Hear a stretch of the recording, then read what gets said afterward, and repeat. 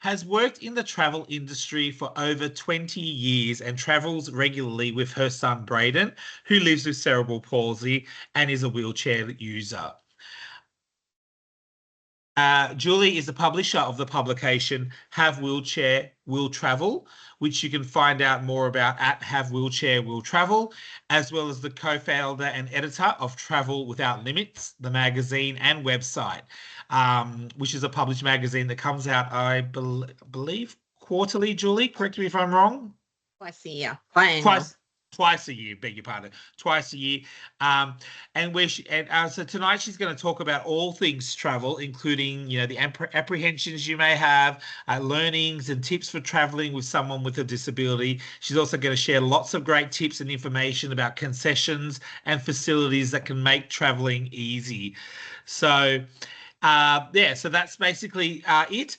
I will hand over to Julie. Just a quick reminder that if you do have any questions that pop up over the course of the night, please pop them into the chat function and we will get to as many of those at the tail end of the presentation. Okay, I'll hand over to Julie. Take it away.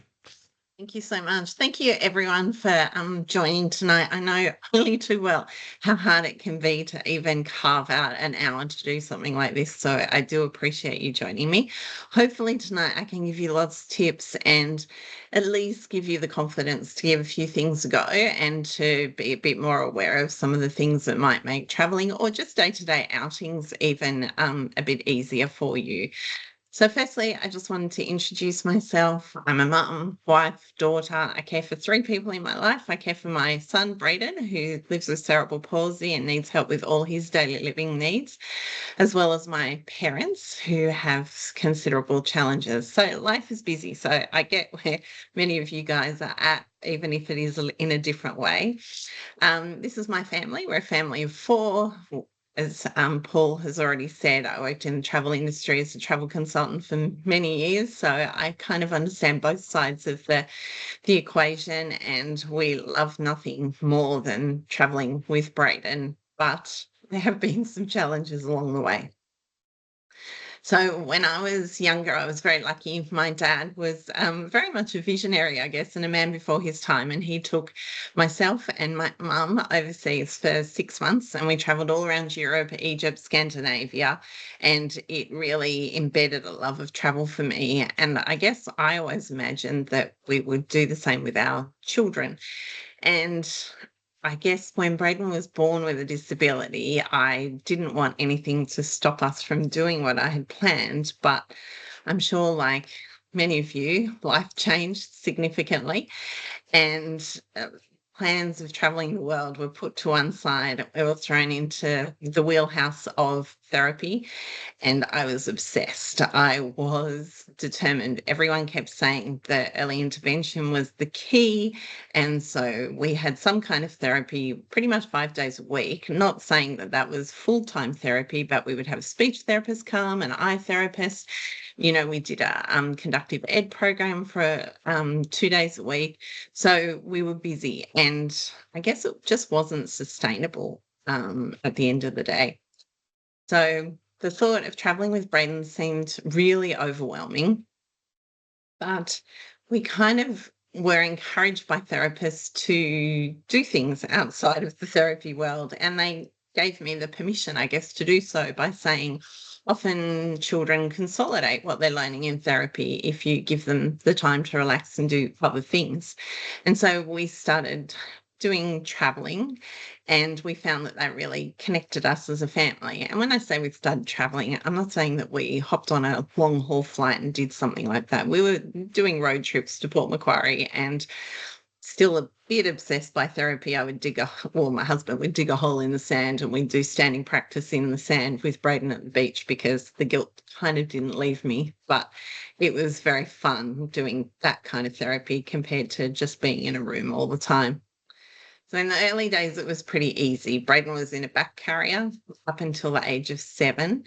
and we could pretty much do everything everyone else was doing. It was just hard work for my husband, obviously. So we climbed to the top of Gumlong Falls at Kakadu. My husband climbed through caves at Tianu in New Zealand to see the glowworms. We sort of tried to do everything. Braden was in Backcurry for tennis. We went on a cruise, and things were pretty okay to do then. Things started to get a little trickier when Braden got a wheelchair. In some ways, it was great to leave the pram behind because I couldn't believe how much easier a wheelchair was, and I'd been so resistant to having a wheelchair for so long. But life did become much easier once we got a wheelchair, and we just started traveling locally. And part of that was really just feeling out what worked well for us, what made a good holiday, what you know, kind of accommodation, what kind of car we needed, all those sorts of things. And it was just feeling things out and really building up our confidence. But I'm often asked for what my number one tip is for anyone who's nervous about traveling, and it is to start local, even a staycation, because you've got home nearby, you know, the medical facilities, whatever it is, start local and then work out from there. And being able to just take all the things you might need and working out what you don't need, it's kind of part of the process as well, I think. So with each successful trip, I guess confidence built, and we learned how to navigate the travel system with a wheelchair, with Braden, with his needs. And we very much learned how to research, plan, and communicate. And I can't emphasize enough how important communication is, because people don't really know what you need. And even if they've had another person with a disability come through their doors or come to their airline counter, what Braden needs is so different to what somebody else needs. And similarly, I'm sure the person that you're caring for, their needs are quite different to Braden's needs as well. So no two people are the same, and it's important to remember that. Challenges of traveling. There are definitely challenges to traveling. I'm not going to sugarcoat it. I guess the lack of information was the number one thing for us, because when we first started traveling, it felt like we were people landing on the moon. There wasn't much information. I felt like we were doing something quite revolutionary, traveling with a child with a wheelchair, but of course we were not. It was just that the internet probably hadn't evolved enough to represent people traveling with a wheelchair. And also, it was at a time when accommodation providers and other people weren't providing as much information as they perhaps do now. Don't get me wrong, they can all do much, much better. But we started, learning about airlines, the fact that you can travel with your usual luggage allowance plus a piece of mobility equipment. Some offer two pieces of mobility equipment. Air travel, and those tiny bathrooms was one of the concerns. How, when we were traveling to LA, were we going to assist Braden in the bathroom because they're so small? But over time, we learned that there are things in available that make it easier. So research and planning, really boring. None of us have time for it. But at the end of the day, that will help you have smoother travels. The more questions you ask, whether that's within your own community of other people that may have traveled, ask questions of accommodation providers, of airlines. No question is too silly, and you deserve to get the information that will give you the confidence to travel. Some of the things that you should know about, and I'm surprised lots of people still don't know about them, I guess, because they're not particularly advertised, is that Virgin Australia offers 50% off fare for a companion. The only thing I'm not 100% sure about, because by the time this came into effect, Braden was definitely of an age where I guess he could normally travel by himself, but the airline recognises the fact that some people need assistance to be able to travel. So when we travel with Braden, one of us gets 50% off fare. We book that directly with the airline through a special number that they have available to people. Qantas also offers a discount fare on domestic flights. Both of these are on domestic flights, just by the way. There are no discounts on international flights. I'm asked that all the time. Qantas also offers it. You need to get a form filled out by a doctor for Qantas. It's a little bit more tiresome, I guess, the process, but you need to get a form filled out by a doctor. You purchase a card, which I think is about $50 through People with Disability Australia. and then that card is valid for 2 years. There are advantages to flying Qantas over Virgin. I like both airlines. We've flown Jetstar, Qantas, Virgin, so it's not a preference. But I will say for anyone that has a child who needs a quieter environment, less sensory stimulation, the Qantas terminal definitely delivers in that regard. And they're a full service airline, so I just feel that they do give you a little bit more attention, a little bit more leniency with things, a little bit more compassion, I guess I would say. But all the airlines we've travelled with, we haven't had any difficulty with. I will say, though, that Jetstar, for anyone with a power wheelchair, is probably not your best airline. I think you're better off going with one of the full service airlines. And but the airlines, they're all quite good. But Qantas, they again offer the 50% off for your companion, but they also offer 10% off for the person with a disability. So you've got to weigh it up. And I guess it depends on where you're going, which network you're using, and how often you travel as to whether the purchasing of the card is worthwhile for you. We have had the card and have found it quite worthwhile in the past. The other thing, companion card, if you don't have one, you're entitled to one. If you are entitled to one, I should say, make sure you get one, because that gives you discounts on things like Movie World, SeaWorld, movies. Braden uses his all the time, even for shows in all the theatres, ferries, buses, you name it, you get lots of discounts. There's a big list on the Australian Companion Card website, but just ask. A lot of places will actually offer it if you just ask the question. Even when we were on Hamilton Island, we asked Cruise Whitsundays. They also offered took the companion card. So it's well worth getting that card if you're entitled to it. And if you've been dilly-dallying, because it's on that pile of things you must do, try and kind of book yourself a date to do it.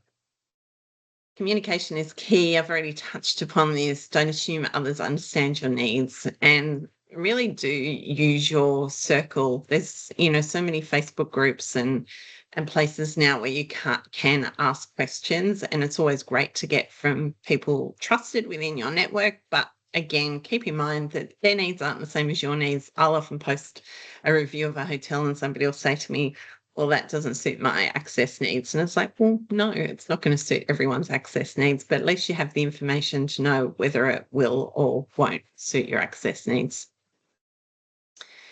Air travel, always book. Don't book through Skyscanner, don't book through Webjet, don't book through a third party.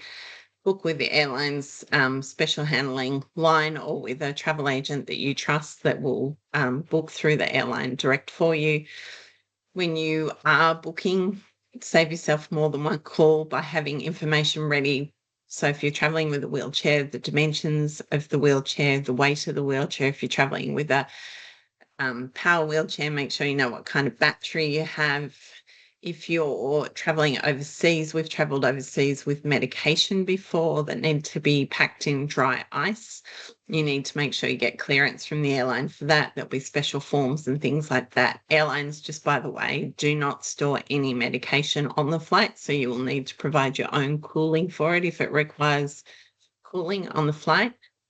Consider using purchasing, it's purchased now, extra legroom seats. So we've used the Virgin Economy X seats. You do pay more for it, but it just gives us a bit more room to help Braden during the flight. It means that he's not so cramped if somebody puts their seat back on long-haul flights. Just always remember, you can't book that exit row on any flight if you're a person with a disability or assisting somebody who is with a disability. But ask about bulkhead seats, anything. But most of the airlines now have gone for a pay to sit in those seats policy. So it does cost extra. So it just depends on whether if that sort of extra room will make a difference to you or not. For us, it's definitely worth it. Braden has athetoid cerebral palsy, so he's got constant movement. So aside from wanting to give him the extra room, we're just conscious that, accidentally he could be moving and kicking the seat in front of him without meaning to. Harnesses and car seats may be used in some circumstances. So there's a CARES harness which can be used, but you do have to sit in certain seats on the aircraft. So again, that special handling line is the best place to ask those sorts of questions. Some car seats can travel on certain airlines, but again, they have to be ones that have been approved by the airline for travel. So questions, research, really key. And you might find that one airline will accept it and the other doesn't. So you don't want to book and then find that you can't use it, but you could have used it on a different airline. Cruising, super popular. I've just been this morning at a Disney cruise launch event, and not just Disney cruises, obviously. All cruises are quite popular for many reasons. You unpack once, you've got a lot of facilities on board. There's good access throughout on most of them, but you need to plan well because the accessible cabins book up often a year in advance. So they're very spacious though, and they have great facilities, but you do need to book in advance.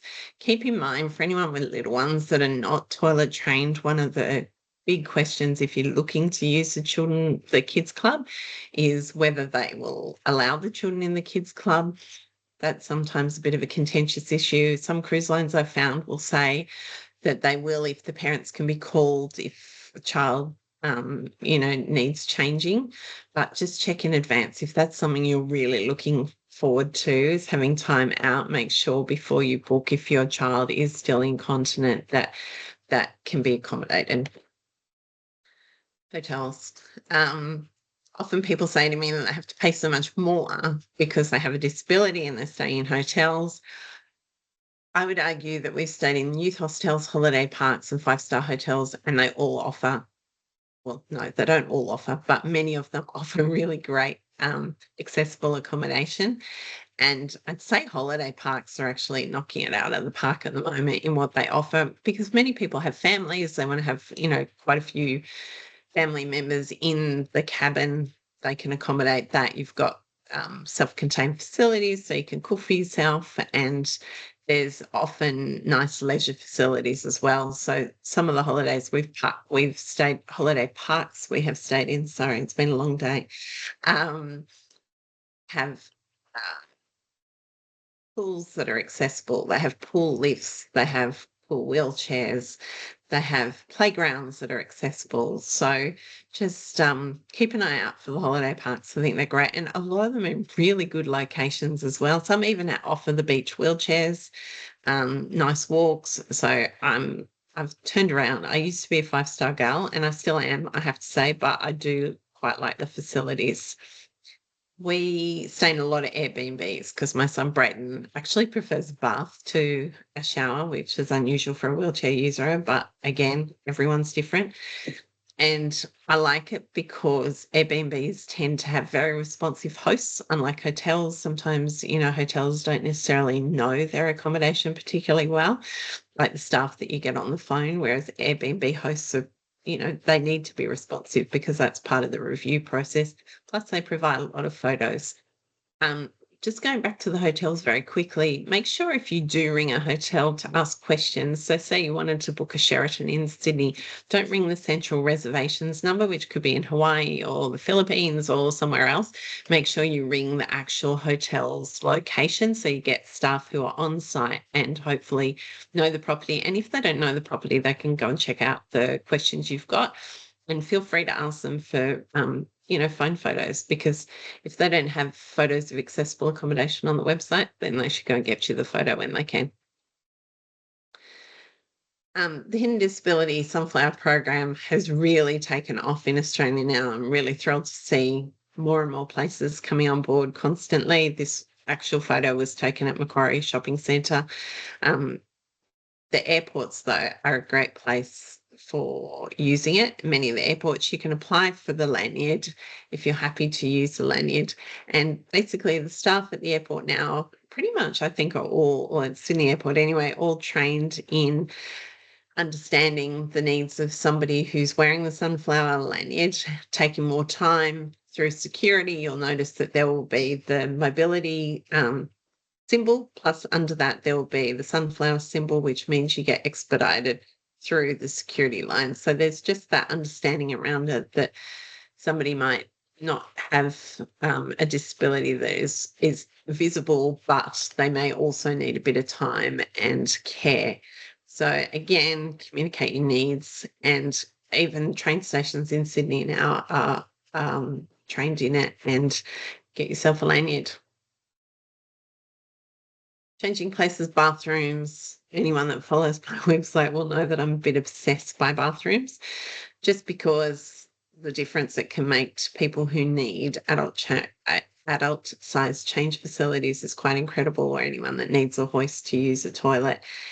There are now more of the changing places bathrooms. Some are just changing places style of bathrooms. So although you can go on the changing places website to check where the locations of the changing places ones, you might not find, say, Westfield Sydney has got a changing places style of bathroom, but it won't be listed. So places like Sydney Opera House, Australian Museum, ICC Sydney, domestic and international airports have them. But again, just try and ask around and get information, because at Sydney Domestic Airport, as an example, changing places bathroom is near baggage carousels where people are arriving. So if you're actually departing, you need to go down there and use it prior to departure, which is just it sort of begs belief, because basically if they'd ask somebody what they need it inside and outside the security. When we travel, we look for something that will appeal to the whole family. So we are a family of four. Everyone has different interests and needs, I guess. And so we kind of look for somewhere that will suit all of us. So as an example, we went to the Gold Coast last year. We did a range of different activities, some free, some paid for. Braden likes, and my husband have a joint interest in anything with motor. And so we found that there was this slideways go-karting where there were tandem carts. Tandem carts are really hard to come by.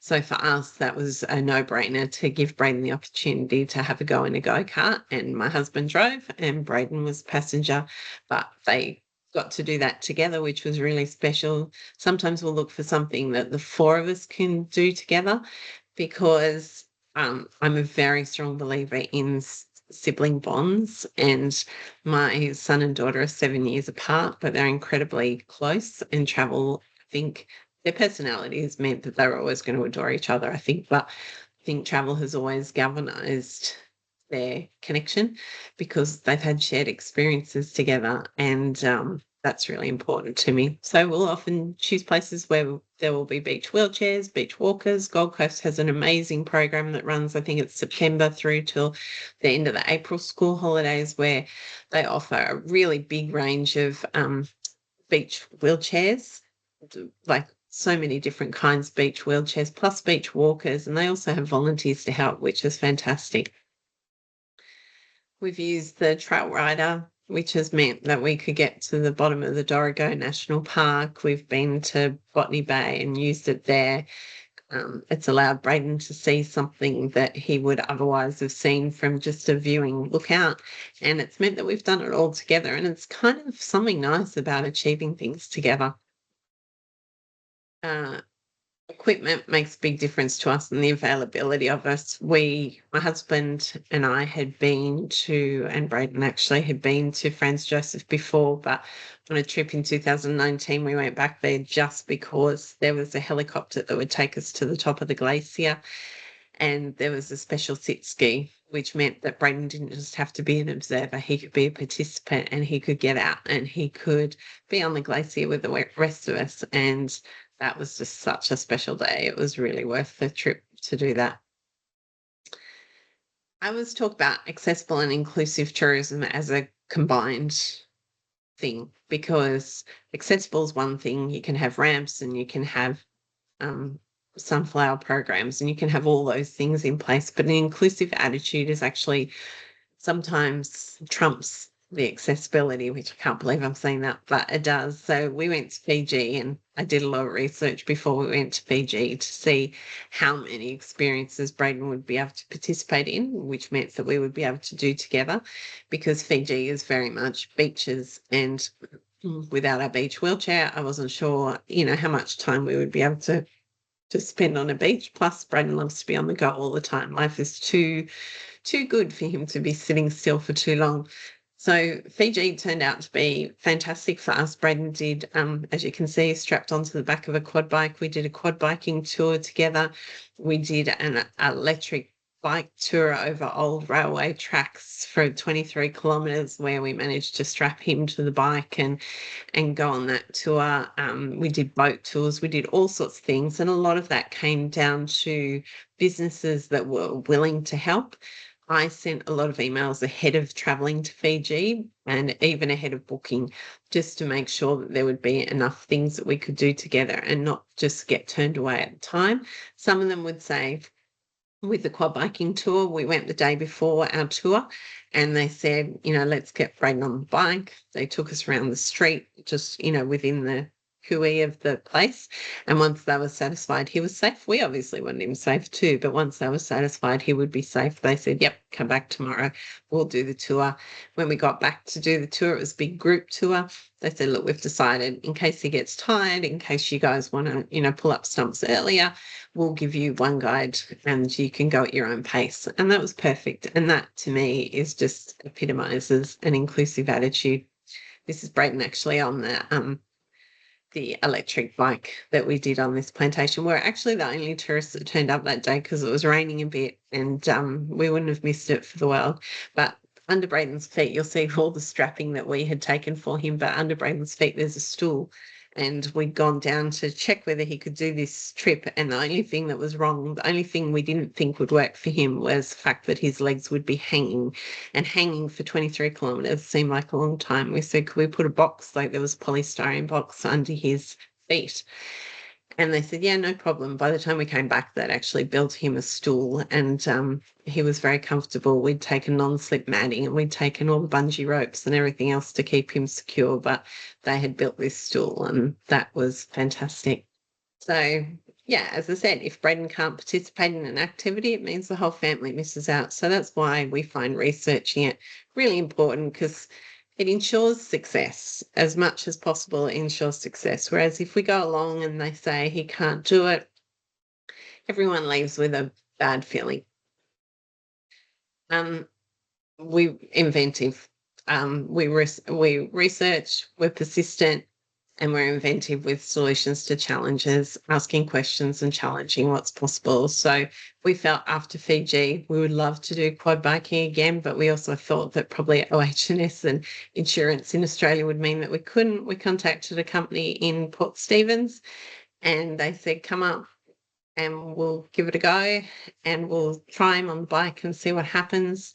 And again, we put non-slip mattings, tied him on, and we all went and did that as a family. So just ask. They can only say no, and then if they say no, it's kind of like, why?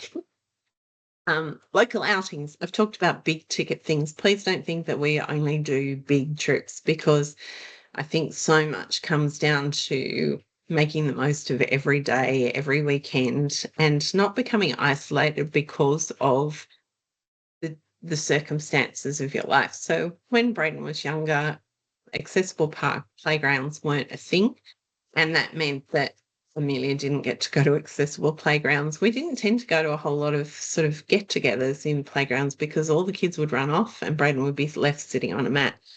So I always encourage people to, if you're meeting up with friends or family, take the situation into your own hands. And I know we all have so much on our plate. That's the last thing we want. We really want somebody else to organise it.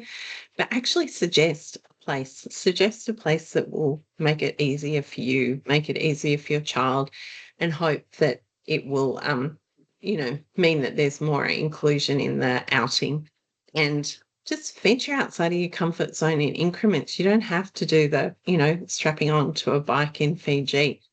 Do something, that you haven't done before in your own city and see how you find that. If you're entitled to an accessible parking permit, get it. I was so loath to get one for so long, and just makes life easier. And I think as parents and carers, we all need to protect ourselves. And part of that is to make your life easier.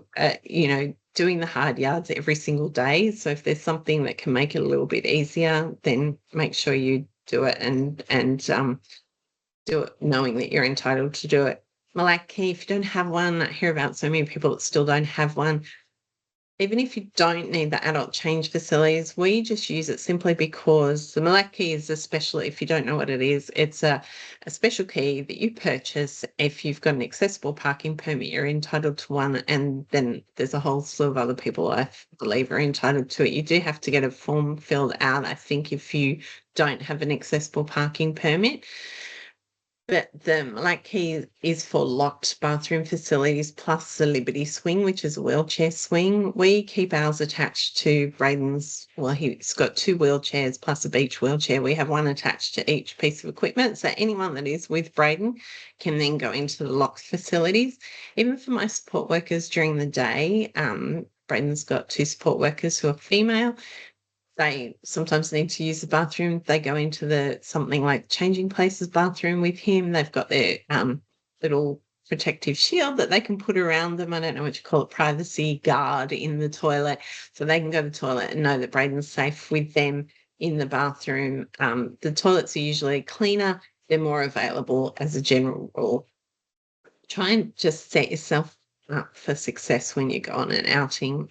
That's the message I'm giving you with all these facilities. Just do your best to make sure it's a successful outing.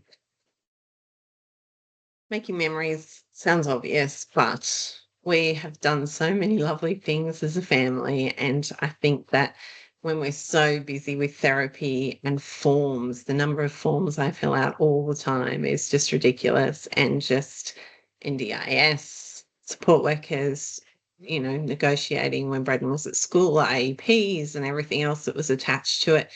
You kind of get so caught up in all that admin that it's hard to remember just the basics of being a mum, a dad, part of a family. And I think that's what holidays have given us, that moment to recheck ourselves and remind us of that. And the other thing is, I guess my husband and myself, I guess, the feeling that we're getting that bit older, and we need to support Braden to do as many things as we can while we can do it, because all those pesky things like OH&S and whatever will probably mean that other people won't be able to assist him. And as I said before, he needs help with all his daily needs, living needs. So we have just actually created a list of things that we want to do with him going forward, like just a little list of things. But experiences don't have to be big. Braden's done ice skating. This week alone, he's been to 2 different ice rinks at pop-up events. He does putt-putt mini golf. He's just done so many things, and I think it's just about giving our kids, loved ones, the opportunity to try as many things.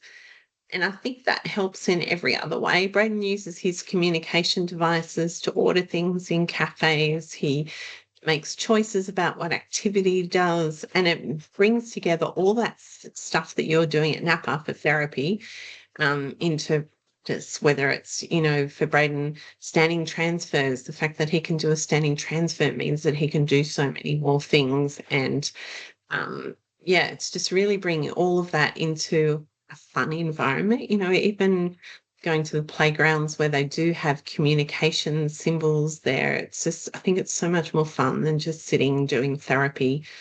And, we obviously all have to do our therapy in a therapy room. I'm not saying don't do that, but I'm just saying take that therapy and use it elsewhere. Braden will go on the ferry and he'll stand and watch with, supervision, obviously, but he'll stand and watch and get out of his wheelchair for a while. And it's quite motivating and meaningful to take all those skills and actually put them to good use in the community. So my top tips: start small, research plan, ask questions, use the concessions and facilities available, and don't expect every minute to look like a Hallmark movie, because it just doesn't. And stuff goes wrong with travel for everyone. So don't just assume because you have a disability or somebody in your family has a disability that that's the reason it's going wrong. It just kind of does. I also wanted to mention just quickly, Braden does a preschool program where he goes into preschools and he chats with his iPad and with his support worker about disability and his travels. So if you've got a little person at a preschool in Sydney that would like a visit from Braden, I think it's been really eye-opening seeing the questions. We tell the kids that there's no questions off limits. And even the educators have learnt quite a lot about what is possible, what isn't possible, how somebody who's nonverbal communicates. And I think they're all a bit blown away by some of the activities that Braden gets up to. So we're all about busting myths about disability.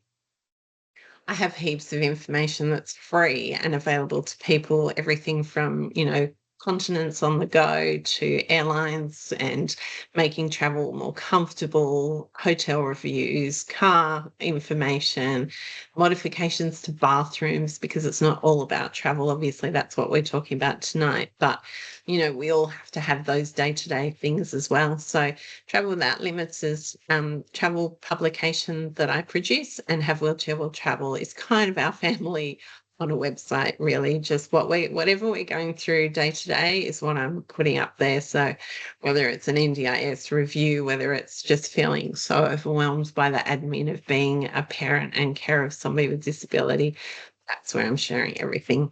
So I will put it over to you for any questions.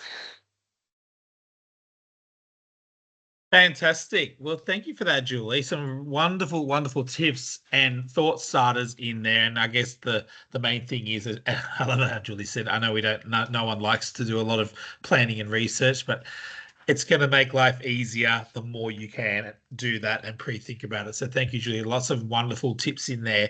And sorry, I did forget to mention that Julie has kindly offered that everyone that has tuned in tonight, we're going to pop everyone's name into a barrel tomorrow morning, and I'm going to pull one name out, and Julie's very kindly offering a subscription, a 1 year subscription to the Travel Without Limits magazine. If you haven't seen that magazine out and about, it's actually a physical copy magazine, a wonderful magazine filled with stories and tips, just like the ones that Julie gave you tonight. And you can access back. You can find out all the information on the website, as you can see there. But you can subscribe to that magazine and have it sent to your place twice a year. And you can also access back copies to that magazine through Amazon as well. So just keep that in mind, because not only are the current magazines that are coming out full of great information, all the previous ones have got lots of great information in them as well.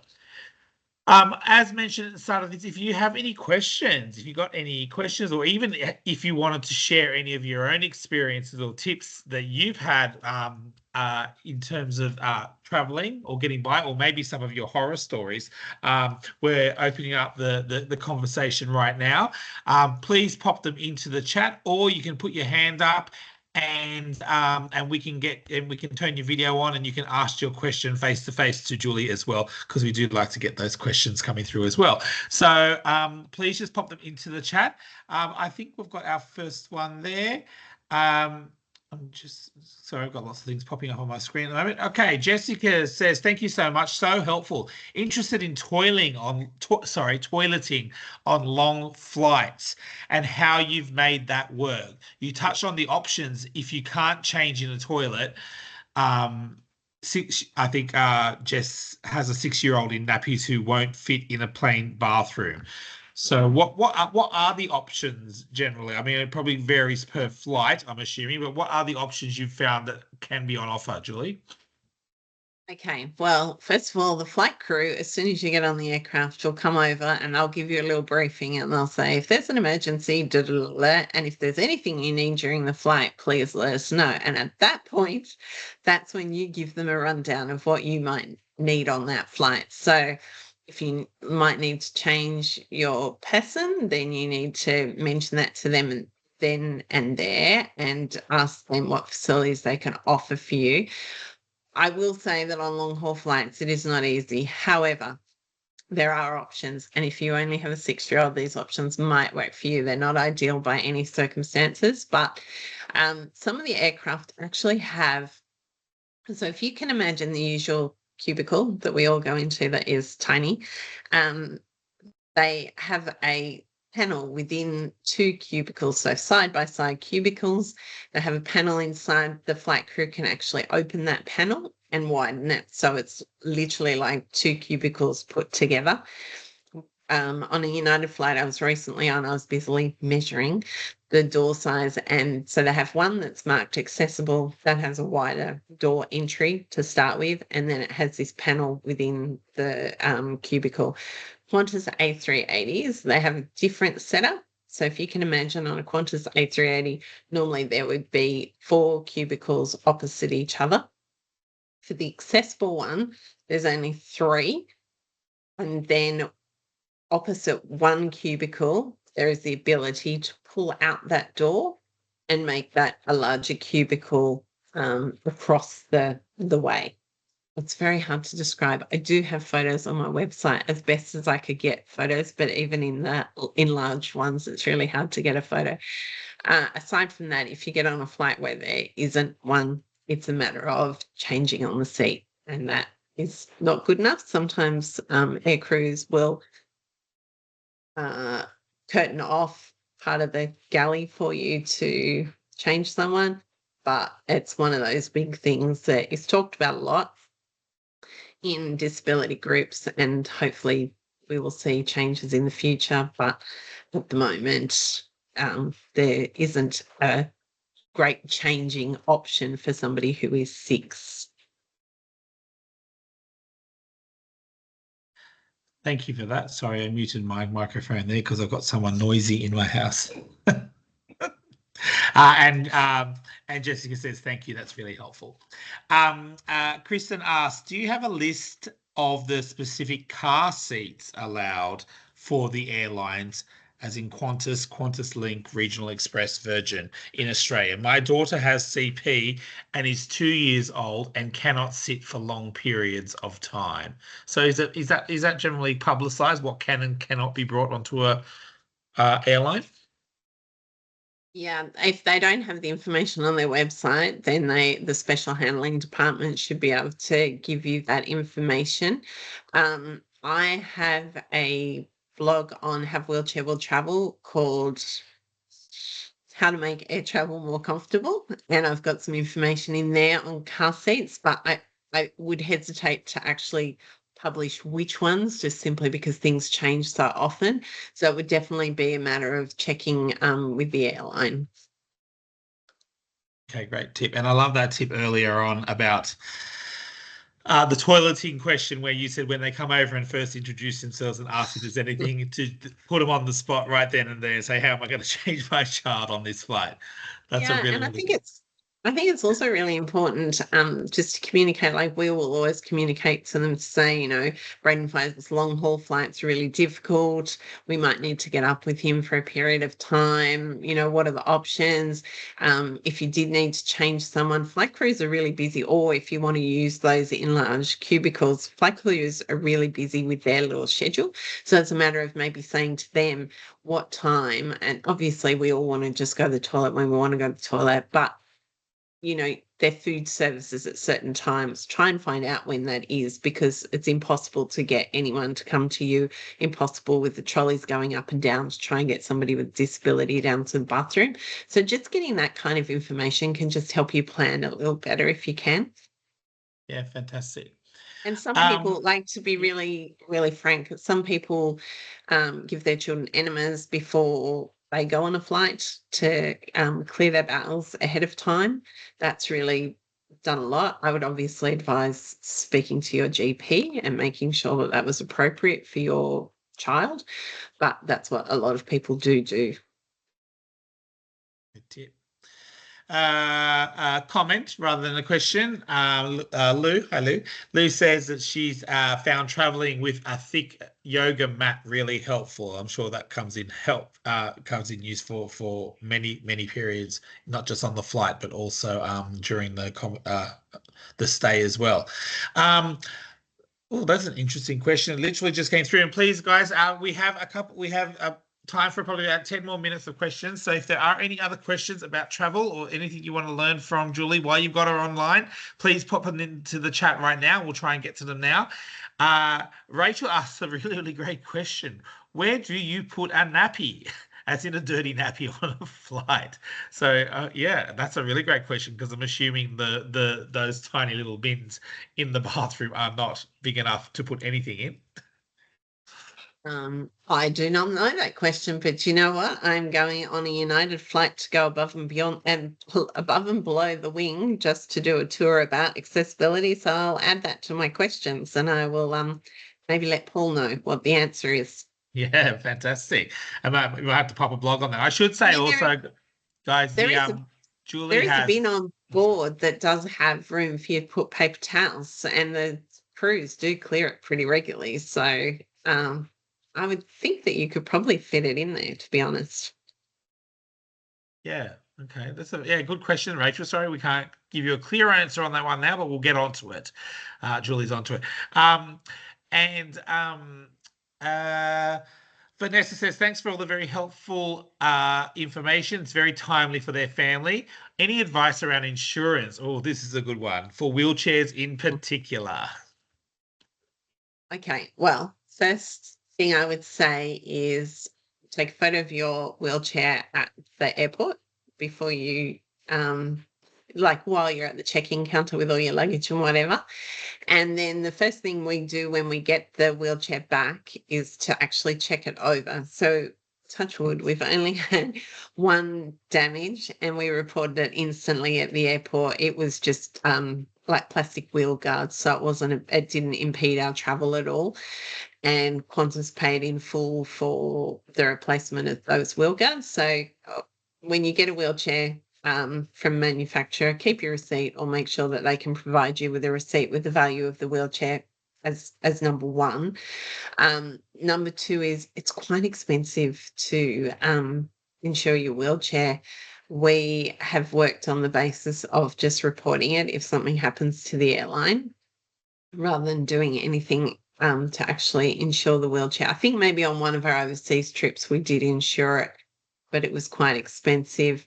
I would say in general, not just with wheelchairs, I would say because of the number of people that have contacted me post booking their trip to say Hawaii or anywhere, it doesn't matter where it is, and then they can't get insurance for their loved one's disability. I would say do the no cost quote ahead of time.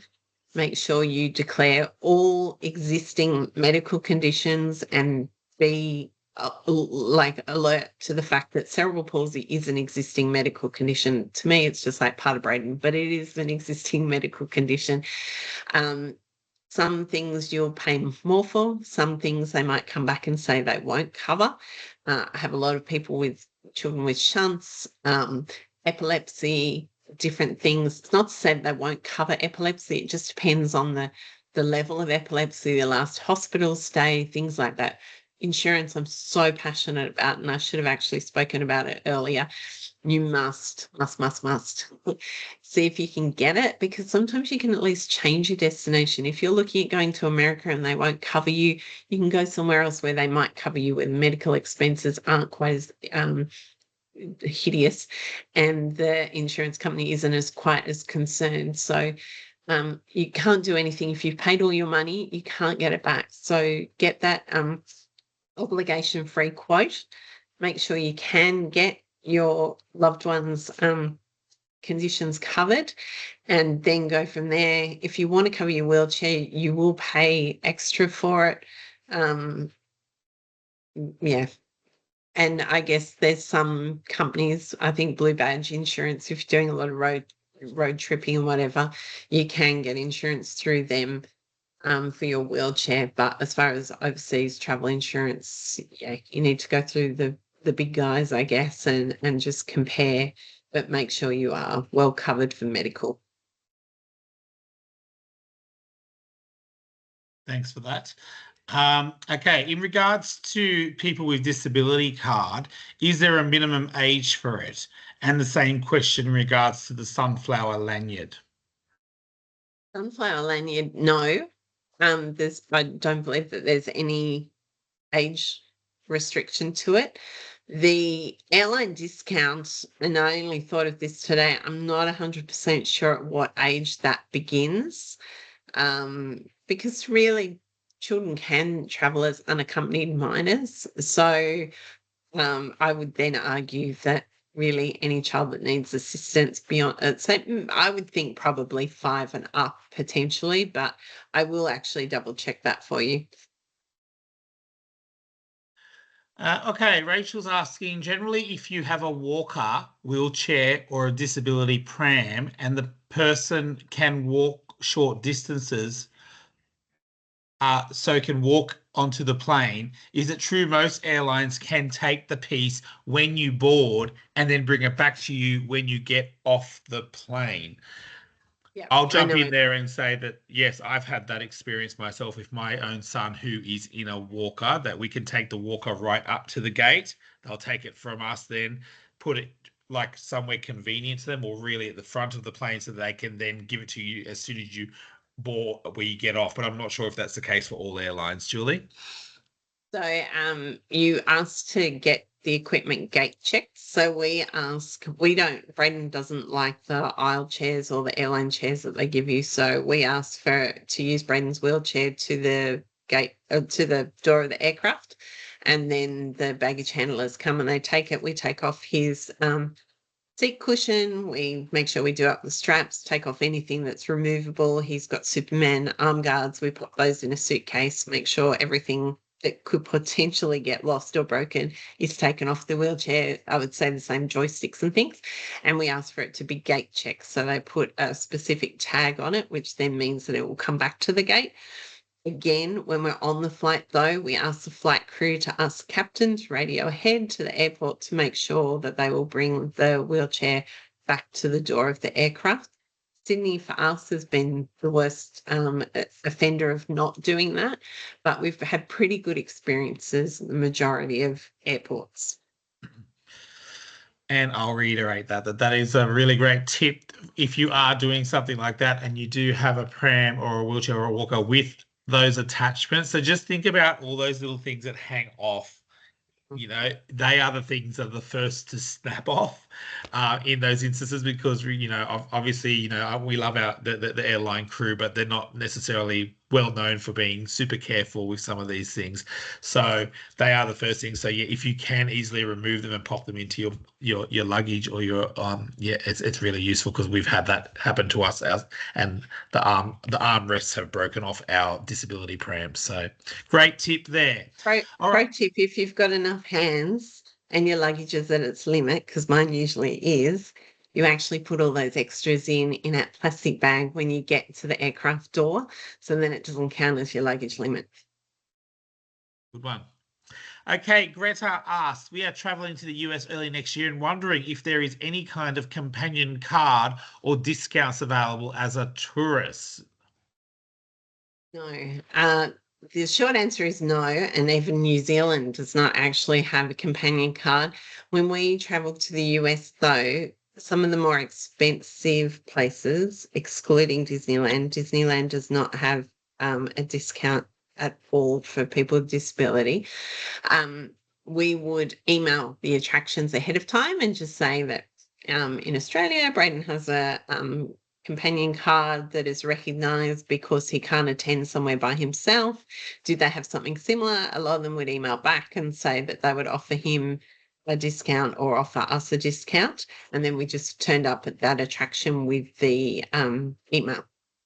Some of my readers, though, recently just said that they took the companion card with them and just showed it and tried their luck.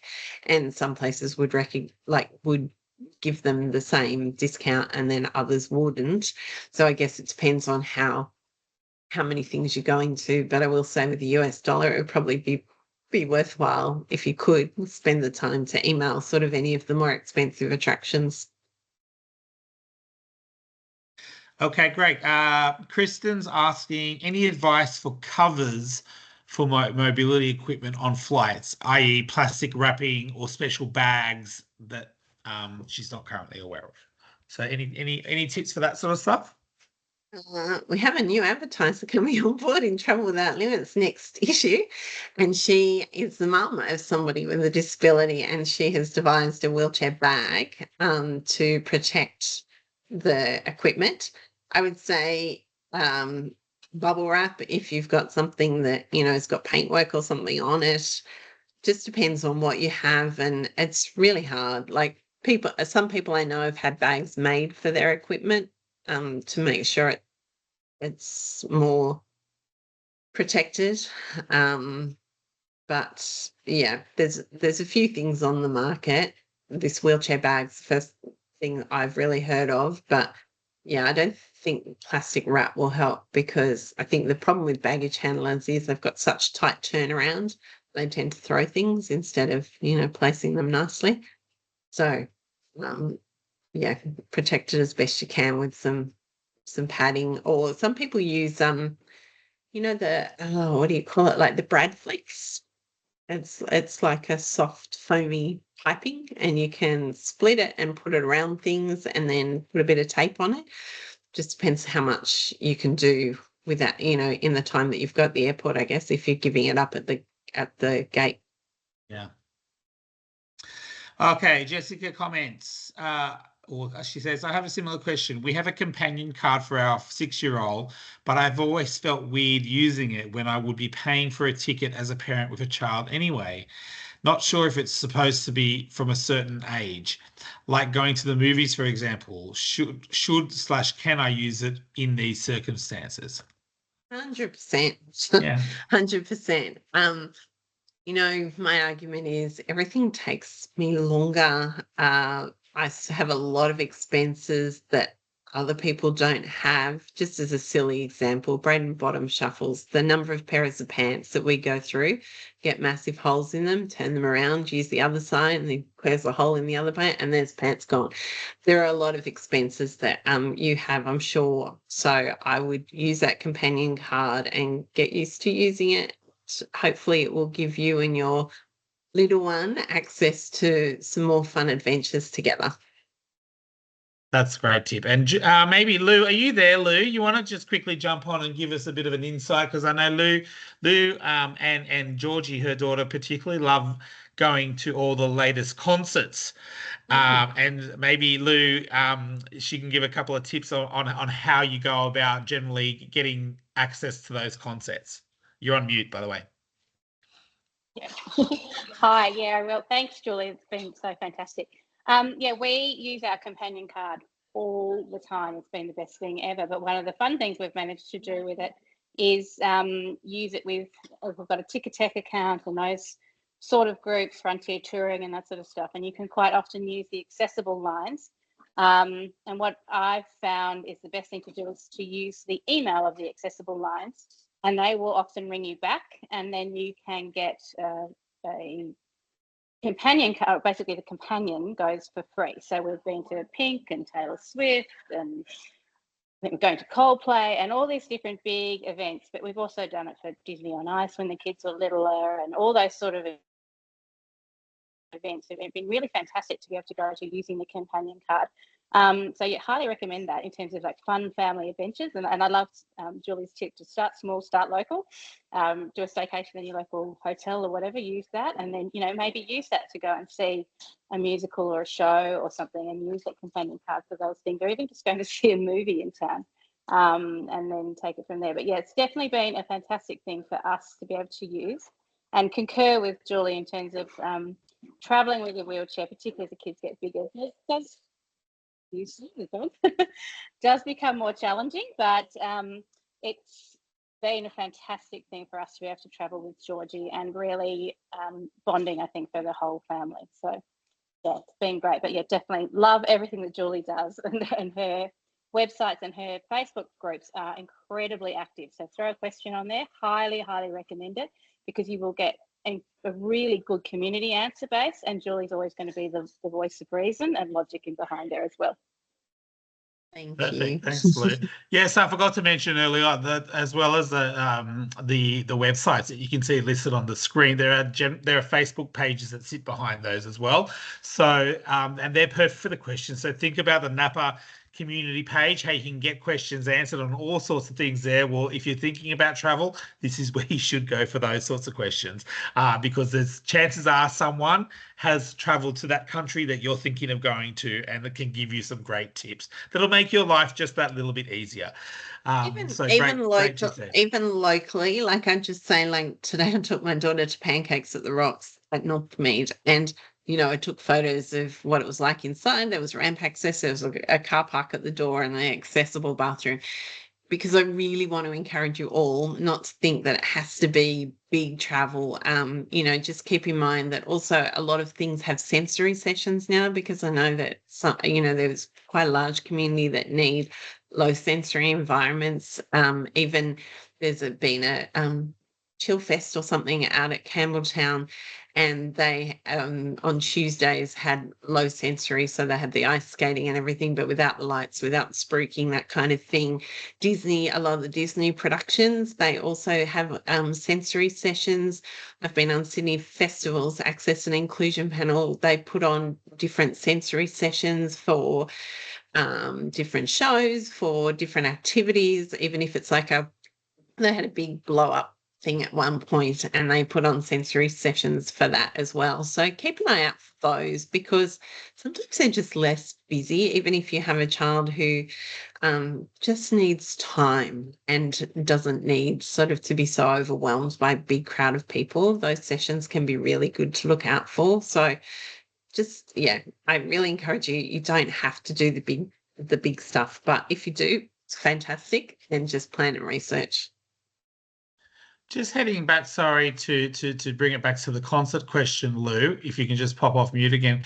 And just for those families who are perhaps not going to these concerts because they're scared of not so much getting the ticket and the companion, but like getting in there, and where is my child in a chair going to go, and all that sort of stuff. Can you talk that through a little bit, and into what the stadiums are now doing in that respect?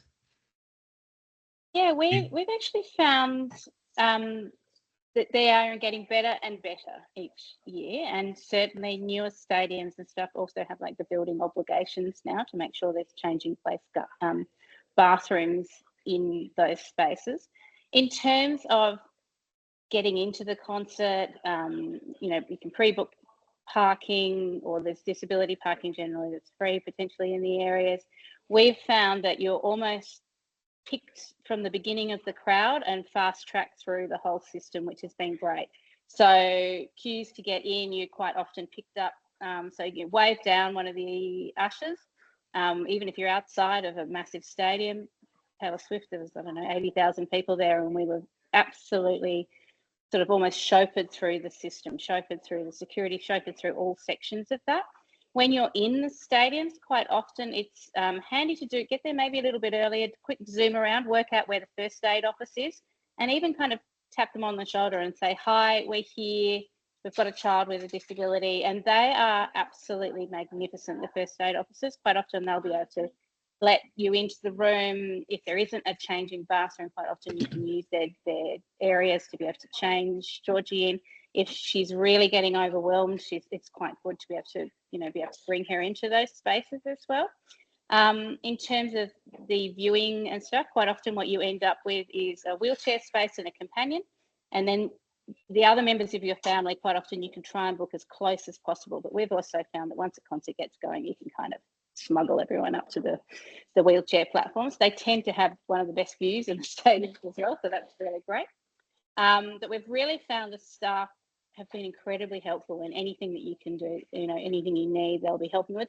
We travel with a packet of blue tack, earbuds, all sorts of different things. We bring our own waters, we bring our own foods, all that sort of stuff, just to make it a lot easier for ourselves as well. But really, sometimes it's a matter of just getting there a bit earlier and scoping out the spaces. And particularly when the concert's on, quite often the back areas are a bit quieter too, so you can listen to the concert without being part of it. It's been really successful, and the staff really couldn't be more helpful. And they're quite often very excited to be able to help as well. So, anything you need, quite often they're going to be really helpful with that space.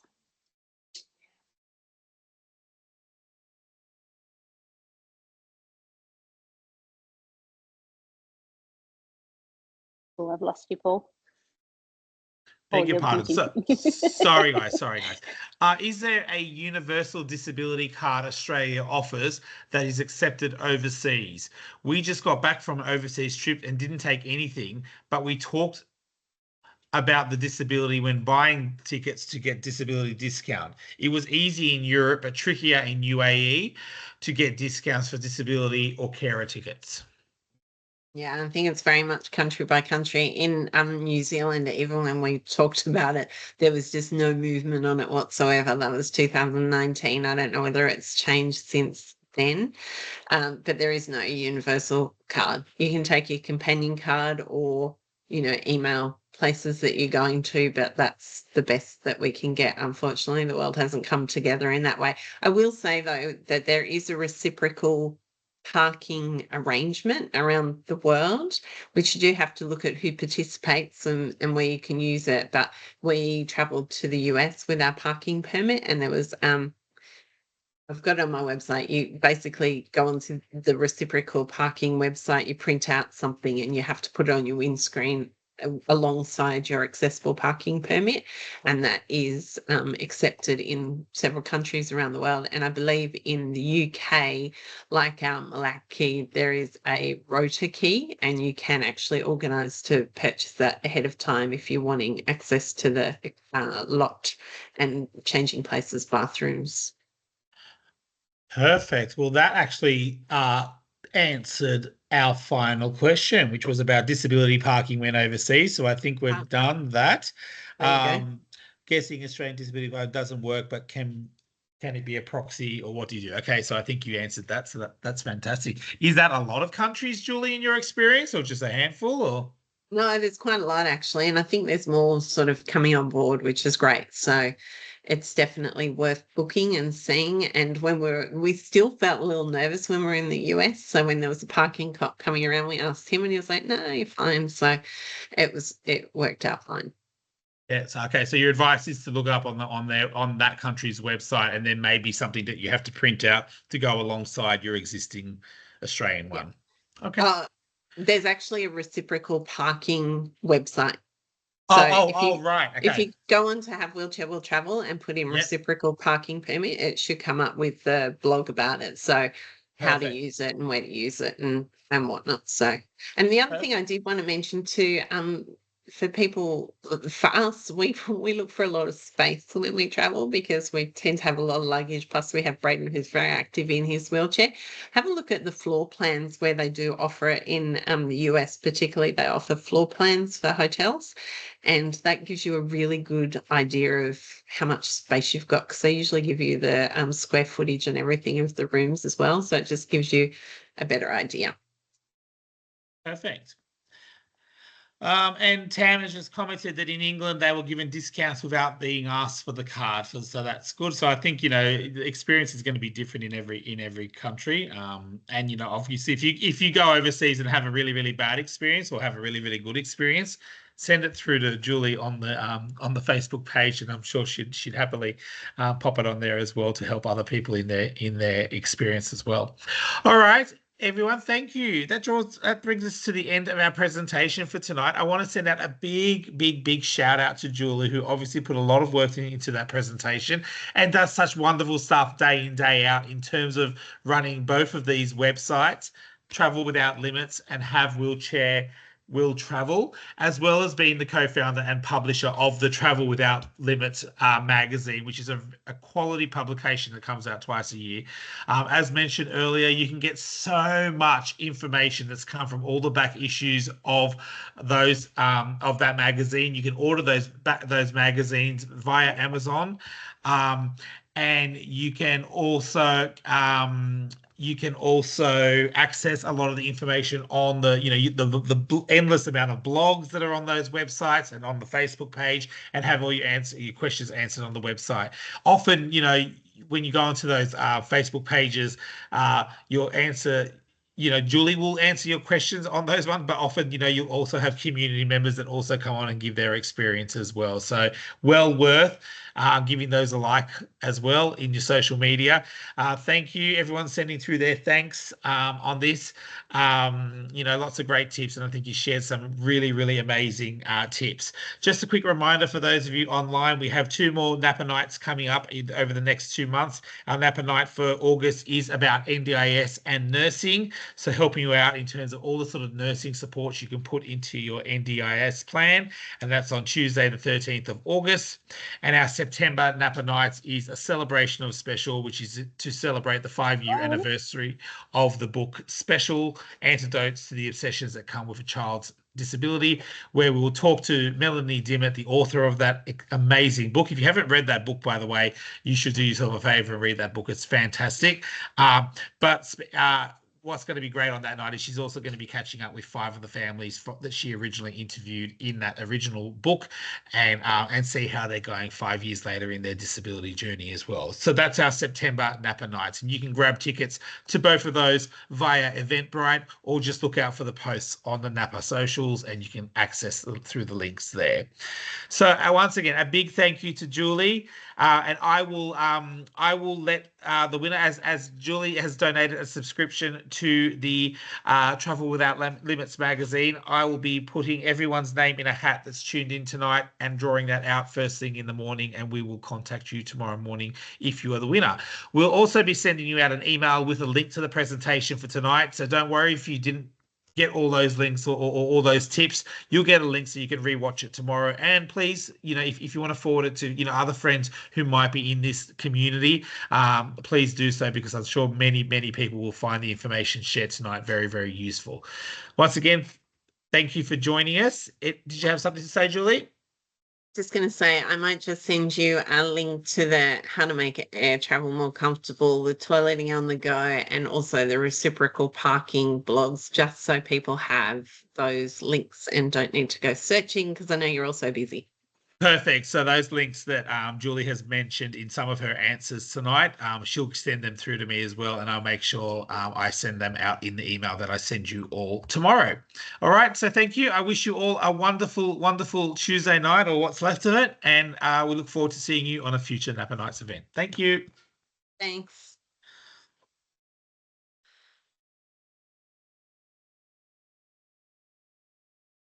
How'd it go?